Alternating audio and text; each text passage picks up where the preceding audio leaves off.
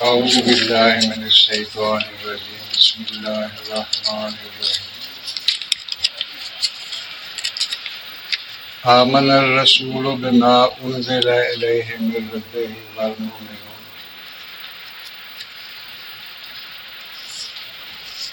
معزز سامعین، آپ کے سامنے ایک آیت تلاوت کی ہے، سورہ بقرہ کی یہ آیت ہے۔ اللہ پاک فرماتے ہیں کہ رسول اس ہدایت پر ایمان لایا ہے جو اس کے رب نے اس کی طرف نازل کی ہے،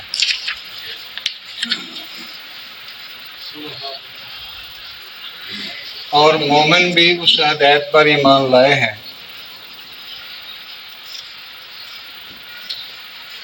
تو رسول کا ایمان کیا تھا؟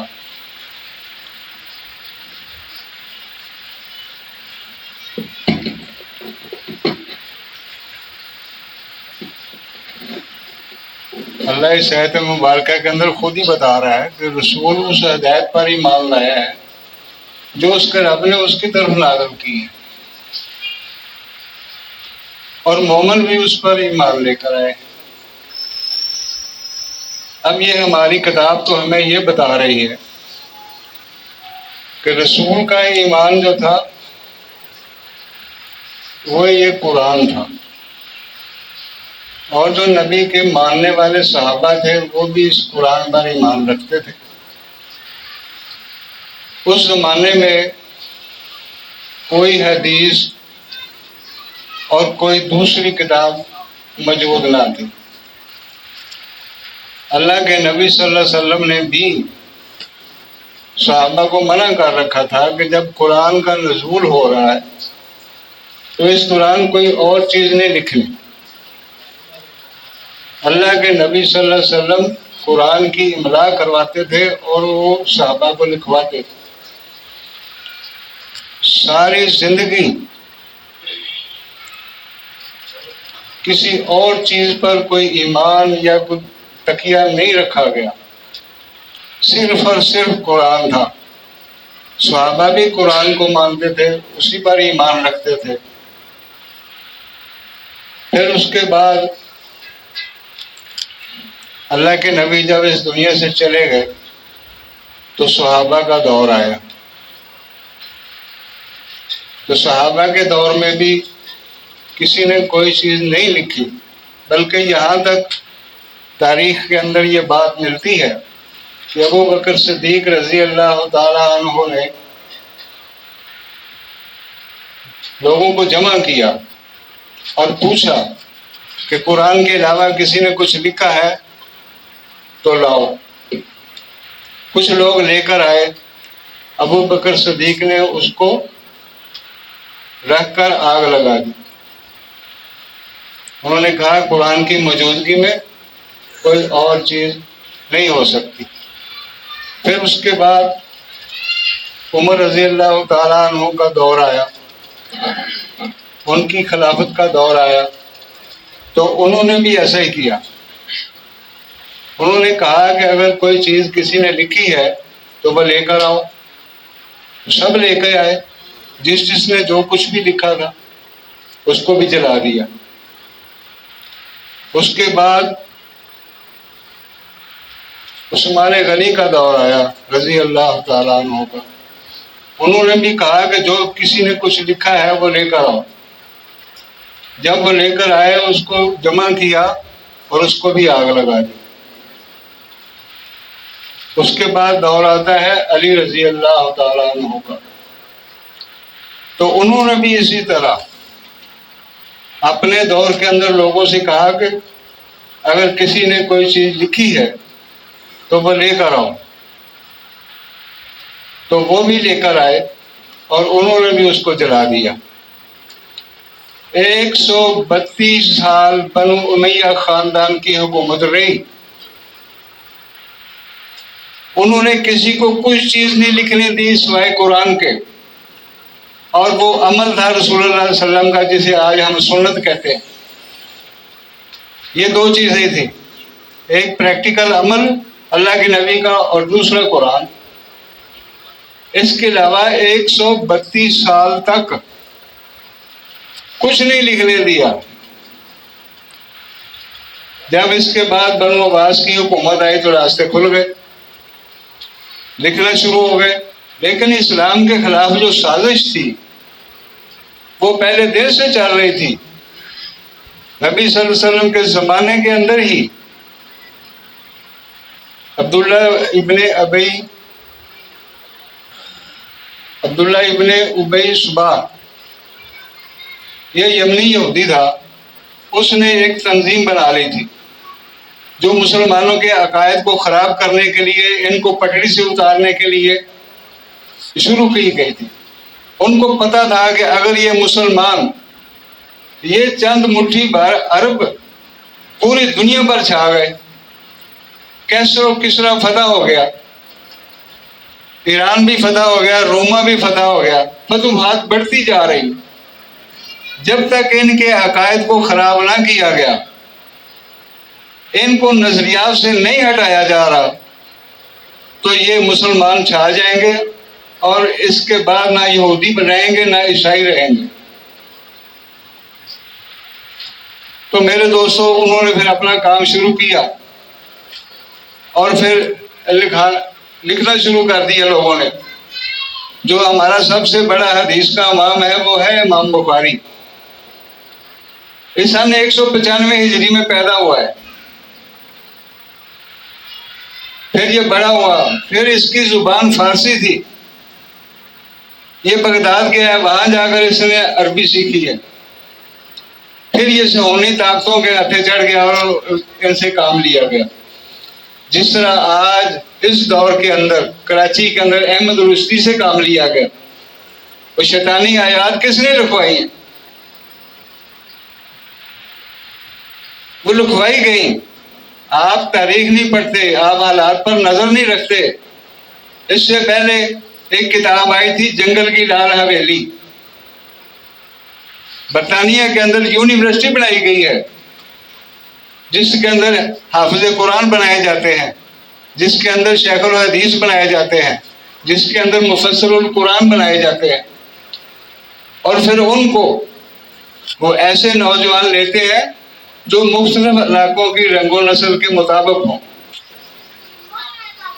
تو اسی طرح ایک چترال کا واقعہ انہوں نے کوڈ کیا ہے کہ جب یہاں گورنمنٹ برطانیہ تھی تو انہوں نے کیا کیا، وہ دوست تھا ایک انگریز کا، ایک چترالی آدمی گورنمنٹ برطانیہ کا ملازم تھا اور ایک انگریز کا دوست تھا. اس نے کہا یار اب تم بھی ریٹائر ہو گئے ہو، میں بھی ریٹائر ہو گیا ہوں، میں جا رہا ہوں انگلینڈ، ملک تو ایک ہی تھا، تو کسی دن آ جاؤ میں تمہیں انگلینڈ کی سیر کرواؤں. تو وہ یہاں سے ٹکٹ لیا اس نے، ویزے پاسپورٹ کی تو ضرورت نہیں تھی، تو وہ لندن چلا گیا. وہ اپنے اس دوست کے گھر چلا گیا. اس نے کہا اچھا نہاؤ دھو کھاؤ پیو اور صبح کو ہم چلیں گے سیر کو، تو میں لندن کی سیر کراتا ہوں. تو صبح وہ گاڑی میں بیٹھے کار کے اندر، تو وہ چلے گئے جنگل کے اندر. ایک مغلیہ دور کی طرز کی عمارت بنی ہوئی تھی. جب اس کے اندر سیکورٹی بہت زیادہ تھی، جب وہ اس کے اندر داخل ہوئے تو وہ دیکھتا کیا ہے کہ دو لڑکے دائیں اور بائیں اہلاً و سہلاً مرحبا کہتے ہوئے ان کا استقبال کر رہے ہیں. تو وہ جس کلاس روم میں جاتے ہیں دیکھتے ہیں کہیں تو قرآن جو ہے وہ حفظ کرایا جا رہا ہے، کہیں وہ ناظرہ پڑھایا جا رہا ہے، کہیں ترجمے کے ساتھ تفسیر کے ساتھ پڑھایا جا رہا ہے، کہیں حدیث کا دورہ ہو رہا ہے، حدیثیں سکھائی جا رہی ہیں. تو اس نے سوال کیا یار یہ اتنی بہترین یونیورسٹی ہے اور تم نے جنگل میں بنائی ہے اور پھر چھپا کر رکھی کیوں ہوئی؟ وہ کہتا ہے میں نے تم سے کہا تھا کہ میرے ساتھ سوال نہیں کرنا جب تک میں خود نہ بتاؤں. جب واپس چلے گئے گھر آ گئے تو اس نے ایک اور بندے کو فون کیا، وہ بھی آ گیا. تو کہنے لگا کہ یہ جو تم دیکھ کے آئے ہو نا وہ یہ نہیں ہے جو تم نے دیکھا ہے، ہم ایسی ایسی احادیث ان کو پڑھاتے ہیں، سکھاتے ہیں کہ تمہاری عقل دنگ رہ جائے۔ ایک مثال مجھے یاد رہی، میں وہ کتاب پڑھی تھی، وہ کہتا ہے کہ ہم ایسی حدیثیں سکھاتے ہیں کہ اونٹ پر سواری کرنی ہو اور بہن اور بھائی دونوں ہوں، تو بہن آگے بیٹھے گی یا بھائی آگے بیٹھے گا؟ اس قسم کی اور بہت ساری باتیں اس نے کہاں سکھائی ہیں۔ تو وہ جو بندہ آیا تھا وہ بالکل چترالیوں کی طرح اس کی شکل ملتی تھی، جو کہ کرسچین تھا۔ اس نے کہا میں آپ کے گاؤں فلاں فلاں گاؤں جو آپ کا ہے، اس گاؤں کے اندر میں 5 سال تک امامت کرا کے آیا ہوں، میں امام مسجد تھا، فلاں تندور سے روٹی آتی تھی، فلاں گھر سے سالن آتا تھا۔ اس نے سارا نقشہ ان لوگوں کے وہاں جو اس گاؤں کے بڑے بڑے لوگ تھے وہ سب کے نام گنوائے۔ تو وہ کہنے لگا ہم نے تمہارے دین کے اندر اتنی خرابیاں ڈال دی ہیں کہ تم نکالنا بھی چاہو تو نہیں نکال سکتے۔ وہ کہتا میں تو بہت پریشان ہو گیا پھر اس بات پر۔ تو پھر اس نے آ کے نا اس بات پر کتاب لکھی۔ تو میرے دوستو یہ سیاونی طاقتیں جو ہے نا، یہ شروع سے لے کر اب جب موسیٰ علیہ السلام آئے تو ان کو اللہ تبارک و تعالیٰ نے تورات دی، تورات عطا فرمائی۔ کچھ عرصے کے بعد انہوں نے اس تورات کو ناپید کر دیا، تورات غائب ہو گئی۔ اب آپ جیسے نوجوان جوشیلے حضرت جی کے پاس گئے کہ حضرت جی وہ جو موسیٰ علیہ السلام پر کتاب نازل ہوئی تھی وہ دیجیے، ہم نے پڑھنی ہے۔ کہنے کہ وہ تو نہیں ہے۔ کیوں نہیں ہے؟ کہتے وہ گم ہو گئی ہے۔ تو پھر جب اور لوگ اکٹھے ہوئے انہوں نے اصرار کیا، انہوں نے کہا اب تو لڑائی جھگڑا ہوگا، اب انہیں کچھ دیجیے۔ تو پھر کیا ہوا؟ انہوں نے بیٹھ کر چند علماء نے میٹنگ کی کہ کتاب لکھو، تورات لکھو۔ اب اصل تورات جو اللہ کی طرف سے نازل کی گئی تھی، انہوں نے کہا کہ اب اس کو لکھو، اب وہ تو ناپید ہے۔ تو سب نے لکھا، تو تقریباً 80 تورات لکھ دی گئی۔ ہر بندے نے جو لکھی 80 توراتیں لکھ دی گئی۔ اب لوگ کہنے لگے یار یہ 80 توراتیں تو موسیٰ علیہ السلام پر نازل نہیں ہوئی تھی، تورات تو ایک ہی نازل ہوئی تھی۔ اب انہوں نے اس کا حل کیا نکالا؟ انہوں نے کہا کہ اچھا ہم آپ کو بتاتے ہیں۔ انہوں نے ایک ٹیبل پر 80 کتابیں رکھی اور ٹیبل کو یوں ہلایا، جو نیچے گر گئی ان کو فارغ کر دیا، جو 4 کتابیں ٹیبل پر رہ گئی کہنے لگے جی یہ ہے، یہ کیا ہے؟ مثلہ و ماؤہ، یہ تورات کی طرح ہے، تورات تو نہیں ہے، یہ تورات کی طرح ہے۔ اب وہ اصل تورات نہیں ہے، اس سے گزارا کرنا ہے تم نے۔ اسی طرح پھر عیسیٰ علیہ السلام تشریف لے آئے، ان کو اللہ پاک نے انجیل عطا فرمائی۔ تو کیا کہتے ہیں؟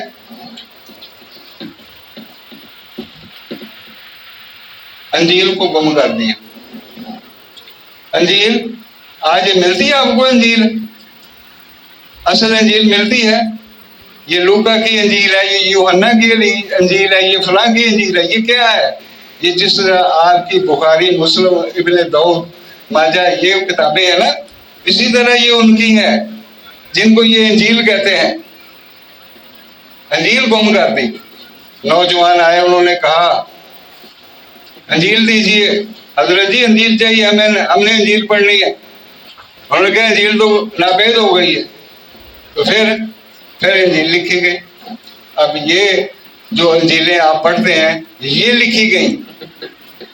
اسی طرح چونکہ وہ ماہر فن تھے اللہ کی کتابوں کی تحریف کرنے کے، لوگوں کے عقائد خراب کرنے کے، تو جب قرآن نازل ہوا تو اللہ پاک نے جب فرما دیا کہ نحن لہ حافظون، میں ہی اس کی حفاظت کرنے والا ہوں، میرے علاوہ تو اور کوئی حفاظت نہیں کر سکتا، تو پھر کیا ہوا؟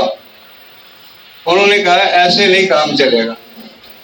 انہوں نے بادشاہ یہ لوگ جو تھے ہائر کر دیے. آپ ایک بندہ بتا دیں جو عرب ہو جس نے حدیث کی کتاب لکھی ہو. یہ سارے اجمی ہیں، یہ پلانٹڈ لوگ ہیں، انہوں نے یہ کتابیں لکھی ہیں. اب لوگ سوال کرتے ہیں جی اس میں تو اچھی باتیں بھی ہیں، قرآن کی آیات بھی ہیں، صحیح احادیث بھی ہیں. کہا مجھے یہ بتاؤ دودھ میں پانی ڈالا جاتا ہے؟ اگر دودھ ہی نہ ہو تو پانی کس میں ڈالو گے؟ کچھ نہ کچھ صحیح لکھنا پڑتا ہے، لیکن وہ جو خرابی ہے نا لوگ اس پر چلتے ہیں، اصل پر نہیں چلتے. اگر صحیح حدیث تمہیں چاہیے کہ صحیح حدیث پر عمل کرنا ہے جی، اور وہ صحیح حدیث کا معیار کیا ہے؟ تو وہ قرآن کے مطابق ہوگی. تو جب قرآن کے مطابق ہے تو قرآن تو موجود ہے تمہارے پاس، تمہیں حدیث میں جانے کی کیا ضرورت ہے؟ تو میرے دوستو یہ وہ سلسلہ ہے. جب یہ حدیث کی کتابیں لکھی گئیں تو ان کے متعلق بھی یہی کہا گیا کہ مثلو ہوں ماں ہوں، کہ یہ بھی قرآن کی طرح ہی ہے. جیسے یہ کہتے ہیں کہ بعد قرآن بخاری، صحیح بخاری کتاب اللہ کے بعد جو ہے وہ صحیح بخاری ہے. یہ وہی میرے دوستو سلسلہ ہے جس وجہ سے آج امت کے اندر فساد ہے. قرآنی آیات کی تحریف کی گئی ہے، ان کو بدلا گیا ہے. مثال کے طور پہ ہمارے دور کے اندر جب ہم آئے تو دین سیکھنے لگے، مختلف جماعتوں کے اندر گئے تو عیسیٰ علیہ السلام کا مسئلہ چل نکلا. اور جی عیسیٰ علیہ السلام زندہ آسمانوں پر اٹھائے گئے، لیکن قرآن نہیں پڑھا. جس طرح آج ہم نہیں پڑھتے قرآن، کہ ہماری ضرورت کا جو مسئلہ ہے ہم قرآن سے لیں، قرآن نہیں پڑھتے. جناب مدودی صاحب نے 50 حدیثیں اکٹھی کی ہوئی ہیں اپنی تفہیم القرآن کے اندر، پڑھ لو دیکھو کہ عیسیٰ علیہ السلام آئیں گے. تو میرے دوستو جب ہم نے پڑھا کہ اللہ کہہ رہا ہے وَمَكَرُوا وَمَكَرُ اللَّهُ وَاللَّهُ خَيْرُ الْمَاكِرِينَ، وہ بھی ایک چال چلے عیسیٰ علیہ السلام کو قتل کرنے کے لیے، اللہ بھی ایک چال چلا ان کو بچانے کے لیے. وَإِذْ قَالَ اللَّهُ يَا عِيسَىٰ إِنِّي مُتَوَفِّيكَ وَرَافِعُكَ إِلَيَّ، تو اللہ نے کہا کہ عیسیٰ میں تجھے موت دوں گا اور اپنی طرف اٹھا لوں گا. اب یہ جو توفی ہے یہ ایک الگ مصدر ہے. یہ ہمارے جتنے بھی مترجمین ہیں انہوں نے کیا کیا، ایک مادہ ہے، ایک لفظ ہے وفا، واو فا اور الف، وفا جس کا معنی ہے پورا کرنا. تو وفونا اجورکم یوم القیامت، تمہارے عملوں کا پورے کا پورا بدلہ قیامت کے دن دیا جائے گا. یہ ہے مادہ وفا. یہاں ہے توفی، انی متوفی کا ورافعو کا الیہ، کہ ایسا میں تجھے موت دوں گا پھر اپنی طرف اٹھا لوں گا. اچھا اب یہ اپنی طرف سے مراد لے لیتے ہیں جی وہ آسمان ہے. کیا اللہ آسمانوں پر بیٹھا ہوا ہے؟ اللہ کی طرف کون سی ہے؟ اللہ کہتا مشرق بھی میرے ہے، مغرب بھی میرے ہے، جنوب بھی میرا ہے، شمال بھی میرا ہے. اللہ تو ہر چیز پر ہے، ہر جگہ پر ہے، ہر بندے کے دل میں ہے اللہ. تو پھر کیا معاملہ آ گیا جی، یہ کیا ہو گیا؟ اللہ نے کہا کہ میں تجھے موت دوں گا اپنی طرف اٹھا لوں گا. ٹھیک ہے جی، ہم نے یہاں سے سوچا کہ یار اب یہاں کیا کریں. یہی معاملہ محمد صلی اللہ علیہ وسلم کے ساتھ پیش آیا. وَمَكَرُوا وَمَكَرُ اللَّهُ وَاللَّهُ خَيْرُ الْمَاكِرِينَ. مشرکین مکہ بھی ایک چال چلے نبی صلی اللہ علیہ وسلم کو قتل کرنے کے لیے، اور اللہ بھی ایک چال چلا ان کو بچانے کے لیے. تو پھر اللہ نے کیا کیا؟ اللہ نے اپنے پیارے نبی کو کہا کہ تم یہاں سے ہجرت کر کے مدینے چلے جاؤ. چلے گئے نا، یہ تو سب لوگ جانتے ہیں کہ اللہ کے نبی مدینے تشریف لے گئے تھے ہجرت کر کے جب کافروں نے قتل کا منصوبہ بنایا تھا. یہ تو عام بات ہے. تو اسی طرح عیسیٰ علیہ السلام کے لیے بھی جب انہوں نے قتل کے لیے منصوبہ بنایا تو تو سورۃ مومنون کی 50 نمبر آیت پڑھو آپ کہ اللہ کہہ رہا ہے کہ ہم نے عیسیٰ اور اس کی والدہ کو ایک ایسے مضافاتی مقام پر لے گئے جہاں آبشاریں تھیں، درخت تھے، سبزہ تھا، کھانے پینے کی چیزیں تھیں. تو اس طرح عیسیٰ علیہ السلام ہجرت کر کے وہاں چلے گئے. پھر اللہ پاک فرماتا ہے کہ انہوں نے وہاں اپنی دعوت شروع کی، دین کی دعوت شروع کی. اللہ کے پیغمبر تھے، ان کا تو کام ہی یہ تھا. جب انہوں نے دعوت شروع کی تو پھر ان کی قوم کے 2 گروہ بن گئے، ایک انکار کرنے والے اور ایک جنہوں نے کہا نحن انصار اللہ، کہ ہم ہیں اللہ کے حمایتی اور تیرے مددگار. تو جب وہ یہاں معاملہ پہنچا تو پھر ان کے درمیان لڑائی ہوتی ہے. فاصبحوا ظاہرین، سورۃ صف کی ہے. اللہ پاک فرما رہا ہے کہ پھر ہم نے بنی اسرائیل کو غلبہ دیا. جس طرح محمد رسول اللہ صلی اللہ علیہ وسلم کو غلبہ دیا نا، مکہ فتح ہو گیا، اسی طرح عیسیٰ علیہ السلام کو بھی غلبہ دیا. اور میرے دوستو اس طرح پھر اللہ کیا کہہ رہا ہے؟ وَمَا قَتَلُوهُ مَا صَلَبُوهُ وَلَٰكِنْ شُبِّهَ لَهُمْ، نہ قتل کیے گئے نہ سولی دیے گئے، بلکہ ان کے لیے معاملہ مشتبہ کر دیا گیا. میں اس مسئلے کو پتہ کیا سمجھتا ہوں کہ جیسے واردات کوئی کرتا ہے ڈال کسی پہ دیتے ہے نا، آج ہمارے ملک میں یہ چل رہا ہے. واردات کوئی کرتا ہے اس کو ڈال کسی اور پر دیتے ہیں. ولیکن شبہ علیہ، معاملہ مشتبہ کر دیا گیا. وما قتلوہ، یقیناً ان کو قتل نہیں کیا گیا. تو میرے دوستو آج ہماری قوم کا عقیدہ کیا ہے؟ بالکل مسیحی عقیدہ ہے، بالکل مسیحی عقیدہ ہے. وہ پتہ کیا کہتے ہیں جی، جس طرح عیسائی کہتے ہیں کہ عیسیٰ علیہ السلام ہمارے گناہوں کا کفارہ بن کر مصلوب ہو گئے اور پھر تیسرے دن جناب وہ قبر پھٹی اور اس میں سے زندہ نکل کر آسمانوں میں چڑھ گئے اور قرب قیامت وہ آئیں گے. کیا یہ ختم نبوت کے خلاف نہیں ہے بات؟ اللہ تو کہہ رہا ہے کہ محمد صلی اللہ علیہ وسلم تو مردوں میں کسی کے باپ نہیں، بلکہ رسول اللہ ہے وہ خاتم النبیین. وہ اللہ کے رسول ہیں اور خاتم النبیین ہیں. ان کے بعد کوئی نبی نہیں آئے گا، تو عیسیٰ علیہ السلام کیسے آئیں گے؟ قرآن کا انکار ہے اور ختم نبوت کا بھی انکار ہے. یہ جتنی تنظیمیں ختم نبوت کے نام پر بنی ہوئی ہیں آج، تو آپ دیکھتے ہیں ان کے اپنے عقائد کیا ہیں. یہ عیسیٰ علیہ السلام کے نزول کے قائل ہیں. تو یہ کیسے ہو سکتا ہے یہ ختم نبوت کے دائی ہوں؟ یہ دائی وغیرہ نہیں ہے.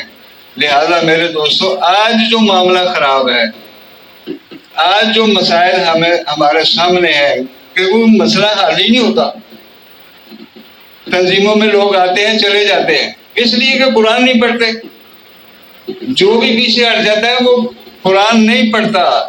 جو بندہ قرآن پڑھ لے گا نا ایک دفعہ، وہ کبھی پیچھے نہیں ہٹے گا. اعتراض بھی اسی کے ہوتے ہیں، سوال بھی اسی کے ہوتے ہیں، جی انگلی بھی وہی اٹھائے گا جس نے قرآن نہیں پڑھا. قرآن پڑھ لے تو اسے عین الیقین ہو جائے. تو میرے دوستو آج حالات حاضرہ جو ہمارے سامنے ہے، آپ اس کو دیکھ لیں کہ فلسطین کے اندر جو تباہی اور بربادی ہے وہ کس وجہ سے ہے. ظہر الفساد فی البر والبحر بما کسبت ایدی الناس، یہ خشکی اور تری میں جو فساد ہے یہ تمہارے اپنے ہاتھوں کی کمائی ہے.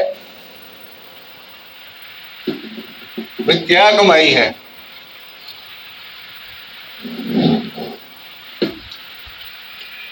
ہم دعا کرتے ہیں اللہ سے کہ اللہ،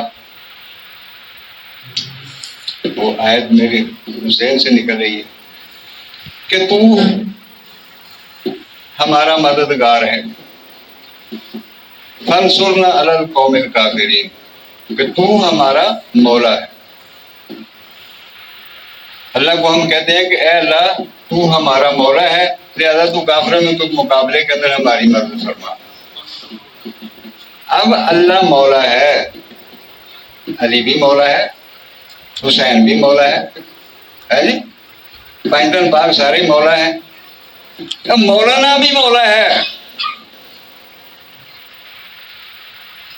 کہیں شرم کسی کو آتی؟ سارے رب بنے ہوئے، تو پھر یہ نتیجہ تو آنا ہی تھا نا۔ نتیجے تو پہلے بھی آئے لیکن قوم مانتی نہیں۔ سن 5 کے اندر جو زلزلہ آیا کشمیر کے اندر، 10 گئے سارے کے سارے۔ کسی نے توبہ کی، کسی نے قرآن پڑھا کہ ہمارا کیا جرم ہے جو ہمیں یہ ہو رہا ہے۔ افغانستان کی جئی کی تئی پھیر دی، عراق کے اندر بربادی آ گئی، ایریٹریا، بوسنیا، کشمیر، فلسطین، یہ سب کا سب ہو رہا ہے۔ کبھی کسی نے مڑ کے دیکھا کہ ہماری غلطی کہاں پہ ہے؟ غلطی یہی ہے کہ جب تک تم اللہ کے ساتھ توبہ نہیں کرتے، اس کا شریک بنانا بند نہیں کرتے، تو یہ سلسلہ جاری رہے گا۔ یہ باقی 57 ملک ہے، 1.5 ارب سے زیادہ آبادی ہے مسلمانوں کی۔ نتائج کیا ہے؟ وسائل کی کمی نہیں ہے، وسائل کی کمی نہیں ہے، اربوں روپے ہے ان کا، عیاشیوں کے لیے پیسہ ہے ان کا۔ برطانوی اور امریکن بینکوں کے اندر پیسہ رکھنے کے لیے ان کے پاس پیسہ ہے، وہاں بلڈنگیں اور عمارتیں بنانے کے لیے پیسہ ہے، عوام پر ٹیکس لگا لگا کر یہ پیسہ کھینچ کر وہاں لے جا رہے ہیں، اور عوام ہے کہ اس نے دھنیا پیا ہوا ہے، دھنیا۔ ان کو اپنا آپ کا ہوش نہیں ہے، یہ اپنے مالک کے ساتھ دشمنی کر رہے ہیں جس نے ان کو پیدا کیا، زندگی دی، صحت دی، تندرستی دی، وسائل دیے، عقل دی، سمجھ دی، اس کا استعمال ہی نہ کرے تو پھر کیا ہوگا؟ پھر میرے دوستو یہی ہوگا، بلکہ اس سے بھی بڑی بربادی آئے گی۔